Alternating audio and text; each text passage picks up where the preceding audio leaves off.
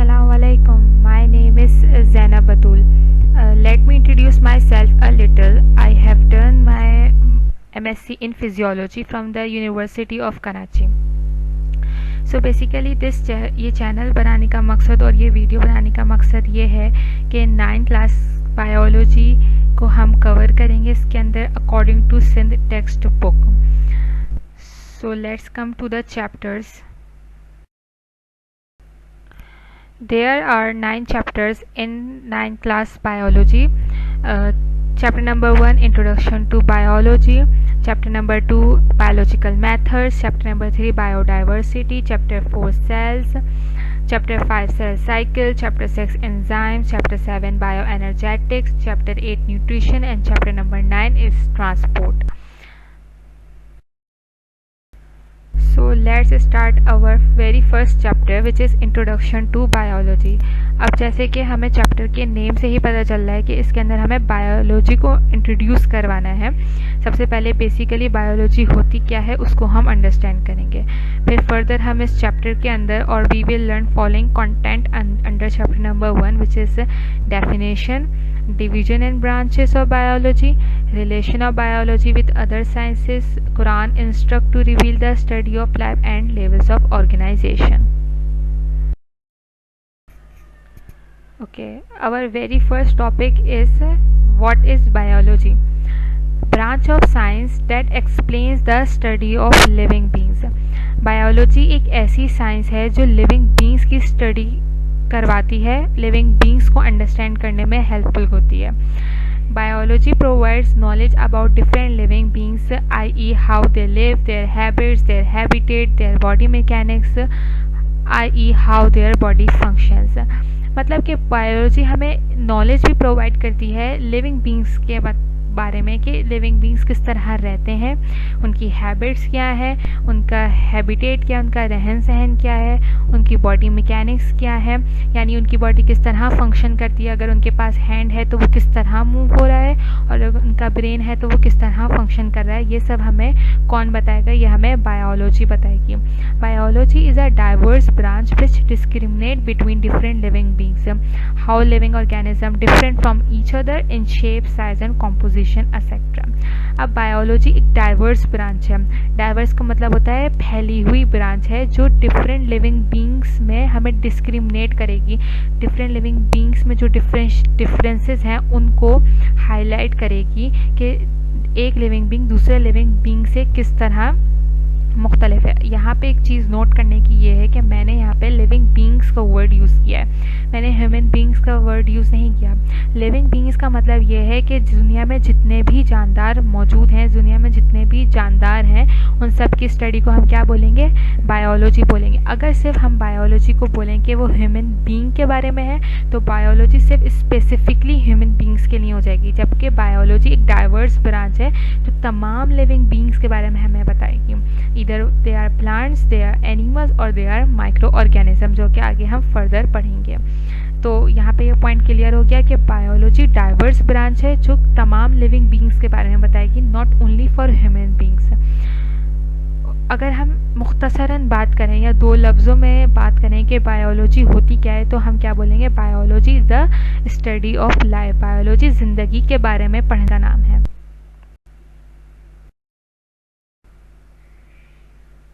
अब सवाल ये पैदा होता है कि आखिर ज़िंदगी है क्या?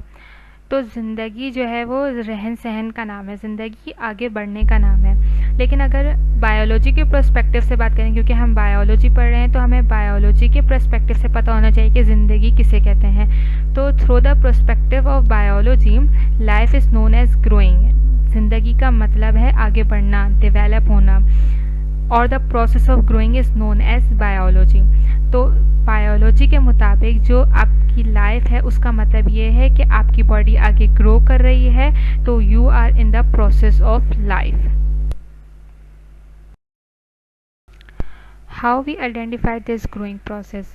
अब बायोलॉजी के पर्सपेक्टिव से हम ग्रोइंग प्रोसेस को किस तरह आइडेंटिफाई करेंगे या बायोलॉजी के मतलब में ग्रोइंग किसे कहते हैं? तो नंबर 1 इज़ डेवलपमेंट. अगर आपकी बॉडी एक सेल से टिश्यू की तरफ जा रही है, टिश्यू से ऑर्गन बन रही है और ऑर्गन से ऑर्गेनिज्म की तरफ जा रही है, तो आपकी बॉडी में डेवलपमेंट हो रही है और आपकी बॉडी बॉडी में लाइफ प्रोसेस इंट्रोड्यूस हो चुका है। अगर आप में सर्कुलेशन हो रही है, तो अगर आपका ब्लड सर्कुलेट कर रहा है तो you are in the process of life. अगर आप में रेस्पिरेशन हो रही है, आप सांस ले रहे हैं, तो आपके अंदर ज़िंदगी है, आपकी ज़िंदगी आगे बढ़ रही है। This is the growing process. Excretion, metabolism and digestion, these are the elements which are the process of growing according to biology। अगर ये सारे प्रोसेस आपकी बॉडी के अंदर हो रहे हैं तो you are in the process of life, आपके अंदर ज़िंदगी है।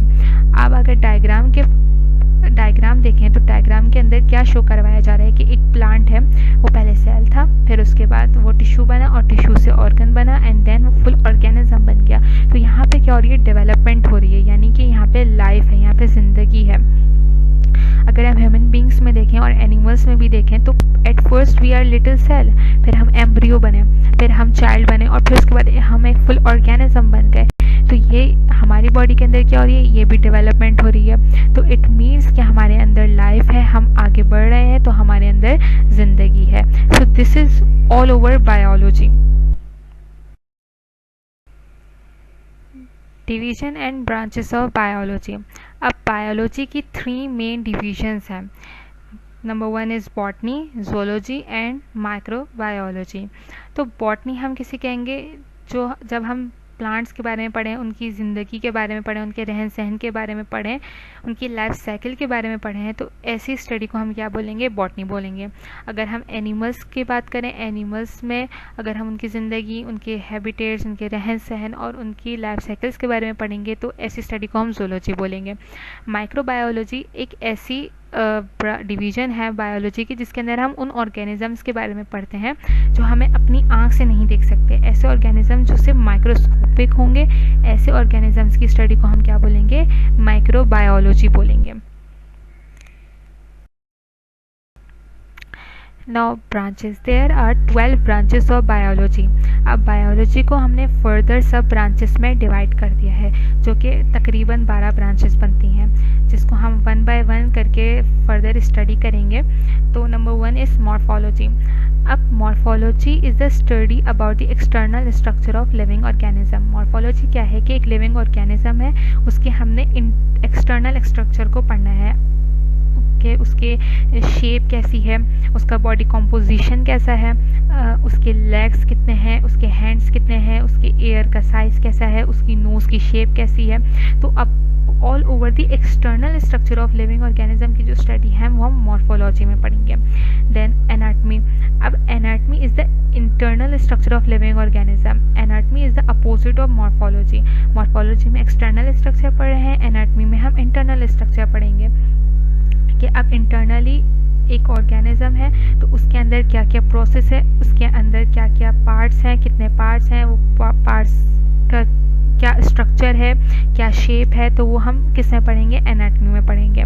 Then cell biology. हमारी बॉडी जो है वो बेसिक यूनिट से कंपोज हुई है, उस बेसिक यूनिट को हम क्या कहते हैं, सेल कहते हैं। तो अब सेल के बारे में हमने पढ़ना है कि हमारे सेल कैसा है और सेल के अंदर भी जो डिफरेंट पार्ट्स हैं उन पार्ट्स को हम स्टडी करेंगे। Then histology. Histology is the study of tissues of living organism. अब हिस्टोलॉजी है, सेल के बाद जो हमारा नेक्स्ट स्टेप आता है लेवल्स ऑफ ऑर्गेनाइजेशन में, वो टिश्यूज़ आते हैं। अब हमें सेल के बाद टिश्यूज़ को पढ़ना है, तो जो टिश्यूज़ की स्टडी है हम उसको क्या बोलेंगे, हिस्टोलॉजी बोलेंगे। Number 4th is physiology. Physiology is the study about the function of internal structure of living organism. हमने एनाटॉमी में इंटरनल स्ट्रक्चर्स पढ़े, अब उन इंटरनल स्ट्रक्चर्स के जो फंक्शन है वो हम किस में पढ़ेंगे, फिजियोलॉजी की हेडिंग में पढ़ेंगे। यानी फिजियोलॉजी की जो ब्रांच है उसके अंदर हम इंटरनल स्ट्रक्चर्स के फंक्शंस को स्टडी करेंगे। सो बेसिकली मैंने फिजियोलॉजी में मास्टर्स किया है from the university of Karachi, जैसे मैंने आपको पहले ही इंट्रोडक्शन में बताया। सो फिजियोलॉजी एक बहुत इंटरेस्टिंग ब्रांच है बायोलॉजी की। Number 5 is taxonomy. Taxonomy is the grouping and naming of living organism. अब बायोलॉजी जब इंट्रोड्यूस हुई, जब साइंटिस्ट ने स्टडी करना शुरू किया, तो there are lot of difficulties to identify and differentiate between the species. There are lot of species in this world. So अब हर स्पीशी को डिफ्रेंशिएट करने के लिए हमने उनकी ग्रुपिंग कर दी और उन ग्रुप्स की नेमिंग भी कर दी। तो अब ये जो प्रोसेस है grouping and naming of living organism को, इसको हमने एक बिल्कुल सेपरेट ब्रांच कह दिया, और सेपरेट ब्रांच को हमने क्या नाम दे दिया, टैक्सोनॉमी कह दिया। Number 6 is genetics. Genetics is a study about the heredity and their transformation from parents to offspring. As you know that कि जब हम इस दुनिया में आते हैं तो हम अपने पेरेंट्स से हेरिडिटी करेक्टर्स लेकर आते हैं। तो इन हेरिडिटी करेक्टर्स को हम क्या बोलते हैं, जेनेटिक्स बोलते हैं। कि तो अब हमारी बॉडी के अंदर जो हेरिडिटी करेक्टर्स ट्रांसफॉर्मेशन हो रही है पेरेंट्स से ऑफस्प्रिंग के अंदर, तो इस पूरे प्रोसेस की जो स्टडी है हम उसको क्या बोलते हैं, जेनेटिक्स बोलते हैं। Number 7 is developmental biology. अब जैसे कि हमने पहले ही पढ़ा था कि हमारे जो बायोलॉजी का मकसद है, जो बायोलॉजी का असल मीनिंग है, वो डेवलपमेंट ही है, from a cell to a full human being. तो अब developmental biology is a formation and development of embryos. तो ये जो पूरी एम्ब्रियो की डेवलपमेंट है, ये हम कौन सी ब्रांच में पढ़ते हैं, डेवलपमेंटल बायोलॉजी में पढ़ते हैं। Number 8 is environmental biology. Environmental biology is the study and interaction of living organism with non living factors. अब जितने भी लिविंग ऑर्गेनिज्म हैं वो इस दुनिया में रहते हैं। अब इस दुनिया में रहने के बाद उनका नॉन लिविंग फैक्टर से भी रिलेशन है। फॉर एग्जांपल हम जिस घर में रहते हैं, हम इंसान हैं और हम घरों में रहते हैं, तो हमारा घर क्या है, नॉन लिविंग है। तो हमारा उस इन्वायरमेंट से क्या लिंक है, हम उस इन्वायरमेंट में किस तरह रहते हैं, हमारी उस इन्वायरमेंट में सोशल एक्टिविटीज़ क्या है, तो ये सब हम किस में पढ़ेंगे, एनवायरमेंटल बायोलॉजी में पढ़ेंगे। Number 9 is sociobiology. Sociobiology is the study of social behavior of living organisms and interaction between themselves. So अब मैंने आपको बताया कि हम लिविंग ऑर्गेनिज्म हैं, हमारा सोशल बिहेवियर है। फॉर एग्जांपल कि हम एक इन्वायरमेंट में किस तरह रहते हैं, हमारी उस इन्वायरमेंट में कितना आउटपुट है और हम उस इन्वायरमेंट से कितना इनपुट लेते हैं, हमें उस इन्वायरमेंट से कितना फ़ायदा हो रहा है और हम उस इन्वायरमेंट को कितना फ़ायदा दे रहे हैं, हमारा उन इन्वायरमेंट के दरमियान कितना इंटरेक्शन है और कैसा इंटरेक्शन है नॉन लिविंग फैक्टर्स के साथ। उसके अलावा हमारा डिफरेंट स्पीशीज़ के साथ जो इंटरेक्शन है वो भी हम सोशोबायोलॉजी में पढ़ेंगे। फॉर एग्जांपल हमारा जो है वो बर्ड्स के साथ कैसा रिलेशन है, बर्ड्स का हमारे साथ कैसा रिलेशन है, तो ये हम किस में पढ़ेंगे, सोशोबायोलॉजी में पढ़ेंगे कि एक ऑर्गेनिज्म का दूसरे ऑर्गेनिज्म के साथ भी किस तरह इंटरेक्शन है। Number 10 is parasitology is the study of parasites. अब हमारे यहाँ जो एक माइक्रो ऑर्गेनिजम्स हैं उनके अंदर पैरासाइट्स भी आते हैं। सो बेसिकली पैरासाइट्स होते क्या हैं, parasites are the living organism which live on the host cell of living organism. Parasites जो होते हैं वो लिविंग ऑर्गेनिजम्स के होस्ट सेल पर रहते हैं, वो वहीं से अपना खाना लेते हैं और वहीं पर ग्रो भी करते हैं। But there are 2 types of parasite, the harmful parasites and the non harmful parasites. अब ये डिपेंड करता है कि पैरासाइट्स हैं कैसे।